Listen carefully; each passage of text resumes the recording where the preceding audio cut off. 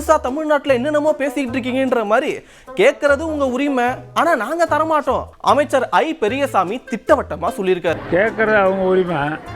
எப்பயுமே நம்ம இங்க கூட்டணி ஆட்சி கிடையாது. ஆட்சியிலையும் அதிகாரத்திலையும் கண்டிப்பா பங்கு வேணும்னு சொல்லிட்டு பல கட்சிகள் குரல் எழுப்பிட்டு இருக்க இந்த சமயத்துல எங்களுக்கு எந்த ஒரு டிமாண்டும் இல்லப்பா. ஜனநாயகத்தில் எதை வேணா பேசலாம், அவங்களுக்கு தோன்றதை அவங்க பேசுறாங்க. அந்த கருத்திலே எங்களுக்கு உடன்பாடு கிடையாது. அவங்களுக்கு பேசுற உரிமை இருக்கு, பேசுறாங்க. சார், நான் சொல்ல போற மேட்ரு எல்லாமே ரியாலிட்டி தான். அந்த கூட்டணி இந்த கூட்டணி, ஆட்சியில பங்கு அதிகாரத்துல பங்கு, இத்தனை தொகுதி அத்தனை தொகுதி எல்லாமே ரியாலிட்டி தான். இதுல பாதி மேட்ரு இன்னும் கோர்ட்ல தான் இருக்கு. இன்னைக்கு கூட சிபிஐ கூப்பிட்டு ஒருத்தர் டெல்லி போயிருக்காரு. அப்புறம் இந்த ஷோக்கு நடுவில் ஒரு கார்டு ஒன்று போடுவீங்களே, இந்த ஷோவில் வர்றது எல்லாம் ஒன்றும் இல்லை, சும்மா ஜோக்கு தானே, அதை ஃபஸ்ட்டு போட்டுருங்க. அப்போதான் நமக்கு safety. Welcome to the show politics பேசுறா.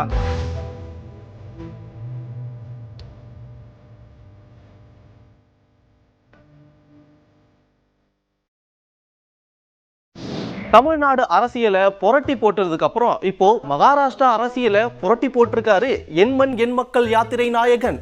அண்ணா, எனக்கு ரொம்ப பெருமையா இருக்குங்கண்ணா. நான் ஒரு விவசாயியோடைய மகனுங்கண்ணா. தாக்கரேவுடைய கோபத்தை சம்பாதிச்சதுல எனக்கு ரொம்ப பெருமைங்கண்ணா.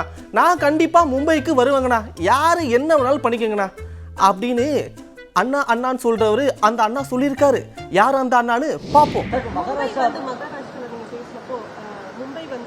ஏங்க, வேலை இல்லாமல் 2 பேர் சுற்றிக்கிட்டு இருக்கிறாங்க. அங்கே பார்த்தீங்கன்னா ஆதித்ய தாக்கரே, ராஜ் தாக்கரே, இவங்கெல்லாம் யாருங்க? அங்கிருந்து என்னை மிரட்டிக்கிட்டு இருக்கானுங்க. நான் பெருமைப்படுறேன், ஒரு விவசாயினுடைய பையன் இன்னைக்கு தாக்கரேவனுடைய கோபத்தை நான் சம்பாரிச்சிருக்கிறேன். எனக்கே அது ஆச்சரியம்தான். எங்கள் அப்பா படித்தது 10வது, அம்மா படித்தது 6வது. எல்லாம் இத்தனை நாளாக ஆடு மாடு தான் மேய்ச்சிட்டு இருந்தாங்க. இப்போ உடம்பு சரியில்லை, ஆடு மாடு மேய்க்கிறதுல அந்த ஆடு மாட்டை நான் மேய்க்கிறேன். இன்னைக்கு தாக்கரே நேற்று கூட்டம் போட்டு ஆயிரக்கணக்கான நபர்களை போட்டு அந்த ராஜ் தாக்கரே, உத்தவ் தாக்கரே, ஆதித்ய தாக்கரே மேடை போட்டு என்னை அங்கிருந்து திட்டுறானுங்க. அந்த அளவுக்கு நான் வளர்ந்துட்டேன்னா, அந்த அளவுக்கு ஒரு விவசாயினுடைய பையன் இன்னைக்கு மும்பையில் அவனுக்கு கூட்டம் போட்டு திட்டுற அளவுக்கு நான் உயர்ந்துட்டேனான்னு தெரியல. அதனால் இந்த பாலா சாஹேப் தாக்கரே அவர்கள் மீது மிகப்பெரிய மரியாதை நான் வைத்திருக்கின்றேன். பாரதிய ஜனதா கட்சியில் நம்முடைய அலுவலகத்தில் நான் மாநில தலைவராக பணியாற்றிய பொழுது 2 பேர்த்தோட புகைப்படம் என்னுடைய இதில் இருக்கு. ஒன்று சத்ரபதி சிவாஜி அவர்கள், மற்றொன்று மகாகவி பாரதி அவர்கள், திருவள்ளுவர் எல்லாமே வச்சிருக்காங்க. அதனால் இவனுக்கு அந்த மிரட்டல் போட்டு இந்த சிவசேனா, இன்னைக்கு தாக்கரேவோட சிவசேனா அவங்களுடைய பத்திரிகை நம்ம முரசொலி மாதிரி சாம்னான்னு ஒன்று வச்சிருக்கானுங்க. அதில் எழுதியிருக்கானுங்க, மும்பைக்குள்ள வந்தால் என் காலை வெட்டுவேன், இங்க் அடிப்பேன். நான் மும்பைக்கு வரத்தான் போகிறேன், நீ இங்க் அடிச்சு பாரு, காலை வெட்டிப்பாரு, அதான் 2 ஒன்று பார்த்துடலாம். அதனால் இந்த மிரட்டல் உருட்டுருக்கெல்லாம் நான் பயந்துருந்தா ஊரில் உட்காந்து என் கிராமத்துக்குள்ளே சொந்த ஊரில் தான் இருக்கணும். 2வது, இன்னைக்கு பாரத பிரதமர் நரேந்திர மோடி அவர்கள் இந்தியாவுடைய தலைவர் நான் சொல்லும் பொழுது அவர் குஜராத்தி இல்லைன்னு ஆயிருமா? அதே போல காமராஜர் ஐயா அவர்கள் இந்தியாவுடைய மாபெரும் தலைவர் நான் சொல்லும் பொழுது அவர் தமிழர் இல்லை என்று ஆகிவிடுமா? இன்னைக்கு மும்பை உலகத்தினுடைய தலைநகரம் என்று சொல்லும் பொழுது அது மராட்டியர்களால் கட்டிய நகரம் இல்லைன்னு ஆயிருமா? அது மும்பை அங்க இருக்கக்கூடிய மராட்டி சகோதர சகோதரர்களுடைய உழைப்பால் உயர்ந்த நகரம் இல்லைன்னு ஆயிருமா? இதெல்லாமே அந்த நகருக்கு ஒருவர் சொல்லக்கூடிய பெருமை, ஒரு அடையாளம். எப்படி பாரத பிரதமர் நரேந்திர மோடி அவர்கள் இந்தியாவினுடைய தலைவர், உலகத்தினுடைய தலைவர் என்று சொல்லும் பொழுது அவர் பிறந்த இடமும் பிறந்த மண்ணையும் மறந்துடுவோமா? எல்லாம் முட்டாள்கள், அறிவில்லாதவர்கள். இந்த சஞ்சய் ராவட்னு ஒருவர் இருக்கின்றார். அவங்க என்ன பேசுறதே தெரியாம காலையில பத்திரிகையாளரை சந்தித்து வாமிட் எடுப்பது மட்டும்தான் சஞ்சய் ராவத்தினுடைய காலை வேலை. 6 மணிக்கு வாமிட் எடுக்கணும், அதுக்கு 4 பத்திரிகையாளர் சந்திப்பு நடத்தணும். இன்னைக்கு 3 தாக்கரே கூட்டம் போட்டு மிரட்டிட்டு இருக்காரு. என்னை பற்றி நீ அவமானப்படுத்துறது எனக்கு ஒன்றும் புதுசு இல்லை. தமிழ்நாட்டில் டிஎம்கே அதைத்தான் காலங்காலமாக செய்கிறாங்க. ஆனால் தமிழர்களையும் அவமானப்படுத்துகிறாங்க. இந்த லுங்கி கட்டினவனுங்க, வேட்டி கட்டினவனுங்க, இவனுங்களாம் இப்படி, இவனுங்களாம் அப்படின்னு. அதே கூட்டணியில் திராவிட முன்னேற்ற கழகம் இங்கே இருக்கிறாங்க. இதான் ஆச்சரியம். அதனால் அது திமுக தமிழகத்தில் இருக்கட்டும், அங்கே இருக்கக்கூடிய இன்னைக்கு இருக்கக்கூடிய இந்த உத்தவ் தாக்கரே, ராஜ் தாக்கரே, ஆதித்ய தாக்கரேவாக இருக்கட்டும், இவர்கள்லாம் மிரட்டி மிரட்டி தான் அவங்க பிளப்பை ஓட்டிக்கிட்டு இருக்கிறாங்க. நம்ம பயப்படுவோம்னு நினைக்கிறாங்க. இது பாலா சாஹேப் தாக்கரே அவர்கள் இருந்திருந்தால் இவங்கெல்லாம் இருந்திருக்கவே மாட்டாங்க. அப்பாவினுடைய பெயரை கெடுப்பதற்கே ஒரு 3 பேர் அங்கே சுற்றிக்கிட்டு இருக்கிறாங்க. அதனால் அது காலை வெட்டுவேன், கையை வெட்டுவேன், இதுக்கெல்லாம் பயப்படுறாள் நான் கிடையாது. அதே நேரத்தில் ஒரு விவசாயினுடைய மகன் கிராமத்திலேருந்து வந்திருக்கக்கூடிய நான் தாக்கரே மீட்டிங் போட்டு லட்சக்கணக்கான ஆளை போட்டு ஸ்டேஜில் என்னை திட்ட அளவுக்கு வளர்ந்துட்டேன்னு நினைக்கும் பொழுதும் கூட அந்த பாரதிய ஜனதா கட்சி தான் அந்த வாய்ப்பையும் எனக்கு கொடுத்துருக்குன்னு நினைச்சு நான் பெருமையும் அடைகிறேன். அதிமுக கூட்டணிக்கு போனா அங்க அன்புமணி பாமக இருக்காங்க, திமுக கூட்டணிக்கு போலான்னு பார்த்தா அங்க விசிக இருக்காங்க. இப்படி ரெண்டு பக்கமும் குழப்பமான நிலையில இருக்க ராமதாஸ் அவர்கள் கிட்ட புதிய கட்சியோட நீங்க கூட்டணி வைப்பீங்களா அப்படின்னு சொல்லி கேட்டிருக்க, அதுக்கு அவரு சஸ்பென்ஸான ஒரு பதில் ஒண்ணு கொடுத்திருக்காரு. திமுக கூட்டணியில் இணைவதற்கான பேச்சுவார்த்தை நடந்து வருவதாக அமைச்சர் ராஜகண்ணப்பன் வந்து பேசியிருக்காங்க. தேர்தல் நேரத்தில் பலவிதமான யோகங்கள், பலவிதமான பேச்சுக்கள், உண்மையும் இருக்கும், பொய்யும் இருக்கும். நீங்கள் அதை எப்படி எடுத்துக்கிறீங்கன்றதை பொறுத்து இருக்கு ஊடக நண்பர்கள். உங்களுடைய விருப்பம் என்ன ஐயா? நீங்க முடிவு எடுத்துட்டீங்களா? தேசிய ஜனநாயக கூட்டணியில இல்ல அப்படின்ற முடிவு எடுத்துட்டீங்களா? இது இன்னும் முடிவு எடுக்கல. முடிவு எடுப்போம். நாட்கள் வேகமாக போய்கொண்டிருக்கிறது. முடிவு எடுப்போம். இப்ப புதிய கூட்டணிக்கு போவதற்கான சூழல் உருவாகிடுச்சு அப்படின்றத எடுத்துக்கலாம் ஐயா. நீண்ட காலமா காத்துட்டு தான் இருக்கு. நீங்க என்ன சொல்றீங்க? இல்ல ஐயா, உன்னுடைய நீங்க ஒரு மூத்த அரசியல் தலைவர், பல தேர்தல்களை பார்த்திருக்கிறீங்க. இப்ப இருக்கக்கூடிய சூழல்ல புதிய அணிக்கு போவதற்கான காலம் கசிந்து விட்டதுன்னு பாக்கலாமா? எதுவும் இந்த தேர்தல் நேரத்தில் எதுவும் நடக்கலாம், நடக்காமலும் போகலாம். எங்களுக்கு ஆட்சியிலையும் அதிகாரத்திலையும் கண்டிப்பா பங்கு வேணும்னு சொல்லிட்டு பல கட்சிகள் குரல் எழுப்பிட்டு இருக்க இந்த சமயத்துல எங்களுக்கு எந்த ஒரு டிமாண்டும் இல்லப்பா, எங்களுக்கு இந்த ஆட்சியில அதிகாரத்துல பங்கெல்லாம் வேணாம், நாங்க ஒன்றும் பயப்படல, பதட்டமும் ஆகல அப்படின்னு சொல்லிட்டு மதிமுக பொதுச் செயலாளர் வைகோ அவர்கள் சொல்லியிருக்காரு. பாராளுமன்ற தேர்தல் நிறைய தேர்தல் நடந்திருக்கு. இப்ப வரக்கூடிய 2026 பொதுத் தேர்தலில் வந்து ஆட்சியிலும் வந்து அதிகாரத்திலும் வந்து தேமுதிக, அப்புறம் வந்து புதிய தமிழக கட்சி, விஜய், காங்கிரஸ், மாநில அதிகமாக சொல்லாருங்க. அதை எப்படி இருப்பாரு? அவங்க ஜனநாயகத்தில் எதை வேணா பேசலாம், அவங்களுக்கு தோன்றதை அவங்க பேசுறாங்க. அந்த கருத்திலே எங்களுக்கு உடன்பாடு கிடையாது. அவங்களுக்கு பேசுற உரிமை இருக்கு, பேசுறாங்க. நாங்கள் எங்களை பொறுத்த மட்டும் அம்மாதிரி எந்த விதமான நிபந்தனையும் நாங்கள் வைத்ததில்லை, வைக்கப் போவதும் இல்லை. இது பதட்டம் காரணம் அல்ல. வைகோ பதறுகிறார், அதனால் தான் ஆட்சியிலே பங்கு வேண்டும் என்று நாங்கள் ஒன்றும் கேட்கவில்லை. உண்மையை சொன்ன நாங்கள் என்னைக்கே நானோ என் சகாக்களோ எங்க இயக்கத்தை சேர்ந்தவர்களோ எங்களுக்கு மந்திரி சபையில் இட வேண்டும் என்றோ அதிகாரத்தில் பங்கு வேண்டும் என்றோ யாரும் பேசியது கிடையாது என்ற யதார்த்த நிலையை நான் சுட்டிக்காட்டினேன். இதற்கு பதட்டம் ஒன்றும் காரணம் அல்ல. நாங்கள் ஒரு நிலைப்பாடை எடுத்தோம், அந்த நிலைப்பாட்டில் உறுதியாக இருக்கிறோம். இப்படிப்பட்ட டிமாண்ட் எல்லாம் நாங்க வைக்க மாட்டோம்னு சொன்னேன்.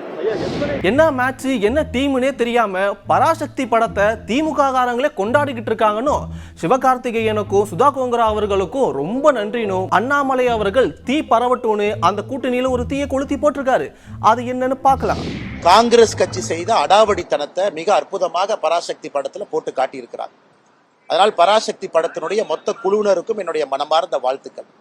அக்கா சுதா கொங்கரா அவர்களுக்கு, அருமை சகோதரர் சிவ கார்த்திகேயன் அவர்களுக்கு என்னுடைய வாழ்த்துக்கள். தமிழக மக்களுக்கு மறுபடியும் ஒரு முறை இத்தனை ஆண்டுகள் கழித்து காங்கிரஸ் செய்த துரோகத்தை படம் பிடித்து காட்டியதற்கு. இதுல ஆச்சரியம் என்னன்னா, திமுக காரன் கொண்டாடிட்டு இருக்கிறான். அதான் சந்தோஷமா இருக்கு. எங்க ஆப்பு வைக்கிறாங்க, நட்டுல வச்சாங்களா போல்ட்ல வச்சாங்களானே தெரியாது திமுக காரன். இந்த பராசக்தி படம் சூப்பரா இருக்கு, சூப்பரா இருக்கு. காங்கிரஸ் கட்சி எப்படி மக்கள் 2008, 2009 இலங்கையில இனப்படுகொலைக்கு பிறகு மேலேயே வராம துரத்துனாங்களோ, காங்கிரஸோடு யாரெல்லாம் கூட்டணி வைக்கின்றார்களோ 2026 சட்டமன்ற தேர்தலில் பராசக்தி படம் திமுகவினுடைய முரசொலியாக அவர்களை அதே வீழ்த்தும். அதனாலதான் பேரு தீ பரவட்டம்னு அவங்களே வச்சுக்கிட்டாங்க. தீ வச்சிங்கன்னா முதல்ல வீட்டை தானே பிடிக்கும். வீட்டுக்குள்ள தீ வச்சா முதல்ல சொந்த வீட்டை பிடிக்கும், கூரையை பிடிக்கும், அந்த வீட்டுக்காரங்களை சுடும். அதனால இந்த பராசக்தி படம் முதல்ல திமுக என்கின்ற வீட்டை சுடட்டும். காங்கிரஸோடு கூட்டணியில யாரெல்லாம் இருக்கிறாங்களோ உங்க கூரையில தீ பரவட்டும். அதனால தீ பரவட்டும் நல்லா வச்சிருக்கிறாங்க. நான் வந்து இதுக்கு இன்னும் ஒரு வாரத்துல நம்முடைய முதலமைச்சர் இந்த படத்தை பார்த்துட்டு ரிவ்யூ போடுறதுக்காக வெயிட் பண்ணிருக்கேன். நம்முடைய முதலமைச்சர் அவர்கள் வரக்கும் போல படத்தை பார்ப்பாங்க, கூட 4 பேர் உட்கார்ந்து இருப்பாங்க, கட்டி பிடிப்பாரு, முத்தம் கொடுப்பாரு, இதை பார்த்து கண் கலங்கிட்டேன், நெகிழ்ச்சி அடைஞ்சிட்டுன்னு சொல்லுவாரு. அந்த காட்சிக்காக பார்த்துக்கிட்டு இருக்கேன். அதனால நல்லா இருக்கட்டும், எல்லா மக்கள்லாம் போய் நல்லா பாருங்க. பார்த்துட்டு காங்கிரஸ் யாரோடு கூட்டணியில் இருக்கிறாங்களோ அந்த வாக்குச்சாவடி பக்கம் போய் ஓட்டு போடுறக்கே போயிடாது. ஏன்னா அவங்க என்னென்ன அநியாயம் செஞ்சாங்கன்னு அந்த படம் சொல்லுது. எல்லோரும் பார்க்க வேண்டிய திரைப்படம். ஆட்சியில பங்கெல்லாம் கிடையாது, இது என்னப்பா புதுசா தமிழ்நாட்டுல என்னென்னமோ பேசிக்கிட்டு இருக்கீங்கன்ற மாதிரி கேட்கறது உங்க உரிமை, ஆனா நாங்க தரமாட்டோம் அப்படின்னு சொல்லிட்டு அமைச்சர் ஐ பெரியசாமி திட்டவட்டமா சொல்லியிருக்காரு. திமுக கூட்டணியில காங்கிரஸ் வந்து ஆட்சி அதிகாரத்தில் பங்குங்கிற கோரிக்கையை முன் வச்சுட்டு வர்றாங்க. இல்லை, கேட்குறது அவங்க உரிமை. நாங்கள் ஆட்சி அதிகாரத்தில் பங்கு கொடுக்க வேண்டும் என்பதை எப்பயுமே நம்ம இங்கே வந்து கூட்டணி ஆட்சி கிடையாது, நம்ம தனிப்பட்ட கட்சியினுடைய ஆட்சி தான். அதில் எந்த சந்தேகமும் இல்லை, கூட்டணி ஆட்சியெலாம் இருக்காது. அதில் முதல்வர் உறுதியாக இருக்கார். அது மட்டும் இல்லாம பொங்கல் முடிகிறதுக்குள்ள பெண்களுக்கு ஒரு தித்திப்பான அறிவிப்பை முதலமைச்சர் அவர்களே சொல்ல இருக்காருன்னு சொல்லிட்டு அறிவிச்சிருக்காரு ஐ பெரியசாமி அவர்கள். இது என்னவா இருக்குன்னு சொல்லிட்டு கெஸ் பண்ணீங்கன்னா நீங்க அதை கொஞ்சம் கமெண்ட்ல சொல்லிட்டு போங்க. ஒரு பொங்கல்னா 15, 16, 17 பொங்கல் கொண்டாடுறோம். நீங்கள் பொங்கலை கொண்டாட நேரத்தில் நல்லா பொங்கல் ஆச்சு எல்லாம் சாப்பிட்டு கொண்டாடுற நேரத்தில் என்ன ஒரு சுத்திப்பான செய்தி விரைவில் அரசு சார்பாக வரும் என்ற நம்பிக்கை தெரிவிப்பார்கள். இந்த பொங்கல் அப்பையோ அல்லது பொங்கல்ல ஒரு 2 நாள்லையோ நல்ல ஒரு செய்தி தமிழகத்தின் குறை இருக்கு. யாருக்கு என்றால் வேறு யாருக்கும் மகளிருக்கு தான்.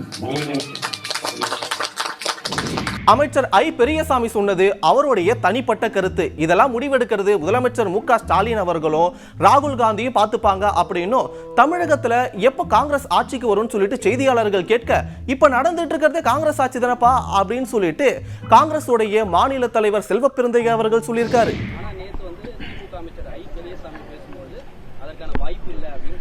எல்லோருக்கும் ஒரு கருத்து இருக்கு, அவருடைய கருத்தை அவர் சொல்லியிருக்காரு. இங்க இருக்கிறவங்க சிலர் எங்க கருத்தை சொல்லியிருக்காங்க.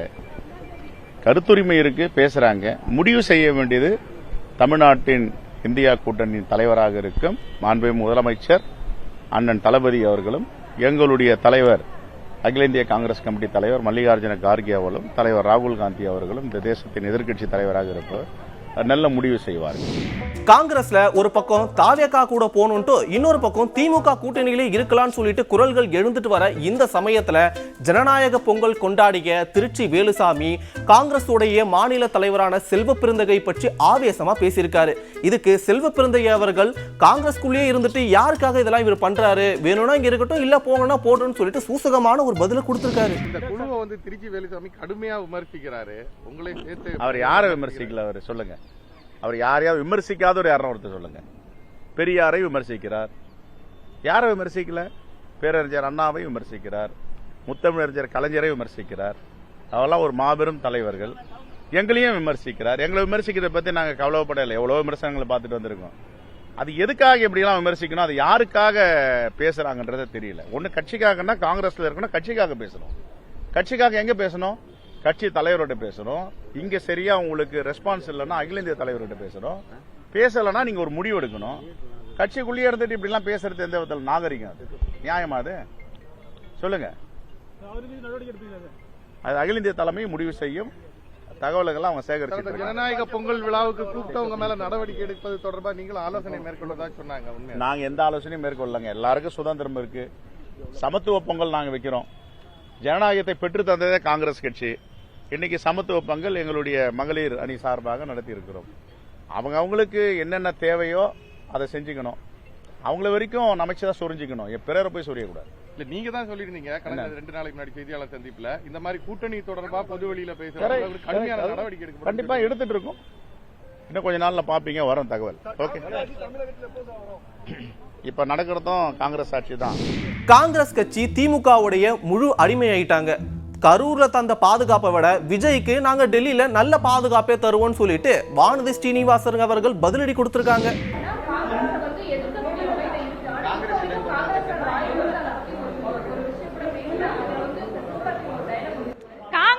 திமுகவினுடைய முழு அடிமையாக மாறினதுக்கு அப்புறம் அது காங்கிரஸ் கட்சியும் கிடையாது, அது தேசிய கட்சியும் கிடையாதுங்க. இன்னைக்கு அதுதான் இருக்கிற யதார்த்தம். அவருக்கு எந்த ஒரு அச்சமும் இருக்கக்கூடாதுங்கிற மாதிரி பாதுகாப்பு கேட்டிருக்காங்க. டெல்லியில அவர் போய் தங்கும் இடத்துல அந்த அளவுக்கு எது சிக்கல்கள்லாம் இருக்குதா? அவருக்கு பாதுகாப்பு குறைபாடுகள் எதுவும் இருக்கிற அளவுக்கு இந்த தனியா ஒரு பாதுகாப்பு கேட்கிற அளவுக்கு வழக்கமாக பாதுகாப்பு கேட்பது என்பது ஒரு நடைமுறை.